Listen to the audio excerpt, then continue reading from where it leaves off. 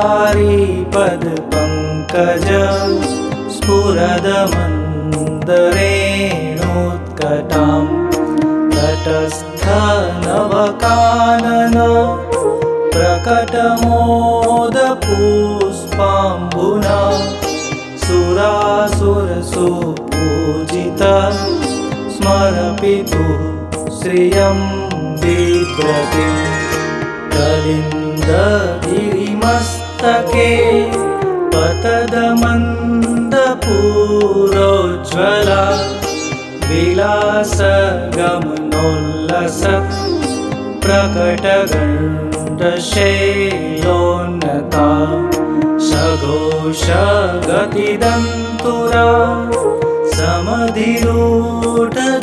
समधिरूढदोलोत्तमा मुकुन्दरतिवर्धिनी जयति पद्मबन्धोत्सुता भुवं भुवनपावनी मदिगतामनेकस्वने प्रियाभिरिव सेविता सुखमयूरहंसादिभिः तरङ्गभुजकङ्कण प्रकटमूर्तिकावालुका नितम्बतटसुन्दरी नमत कृष्णतुर्यप्रियाम् अनन्तगुणभूषिते शिवविरञ्चिते वस्तुते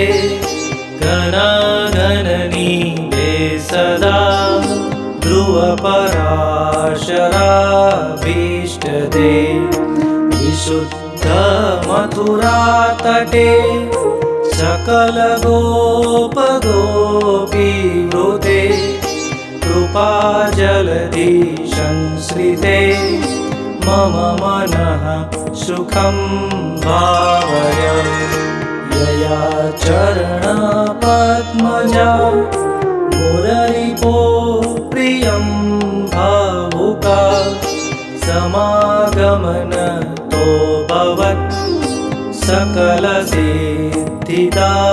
सेवतां तया सदृश्यतामियात् कमलजा सपत्नी वयत् हरिप्रियकलिन्दय मनसि मे सदा स्थीयताम् नमोऽस्तु यमुने सदा तव चरित्रमात्यद्भुतं न जातु यमुयातना भवति ते पयः पानतः यमोऽपि भगिनीसुतां कथमुहन्ति दुष्टानपि प्रियो भवति सेवना तव हरेर्यथा गोपिका ममास्तु तव सन्निधौ तनुनवत्वमेतावता न दुर्लभतमारति मुररिपो मुकुन्द प्रिये अतोऽस्तु तव लालना सुरधुनी परं सङ्गमा तवेव भुवि कीर्तिता न तु कदापि पुष्टिस्थिते स्तुतिं तव करोति कः कमलजा सपत्नी प्रिये हरेर्यदनुसेवया भवति सौख्यमामोक्षता इयं तव कथाधिका सकलगोपिका सङ्गम स्मराश्रमजलाणुभिः सकलगात्रजे सङ्गमा तवाष्टकमिदं मुदा पठति सूरसूते सदा समस्तदुरिता लक्षयो भवति वे मुकुन्देरति तया सकलसिद्धयो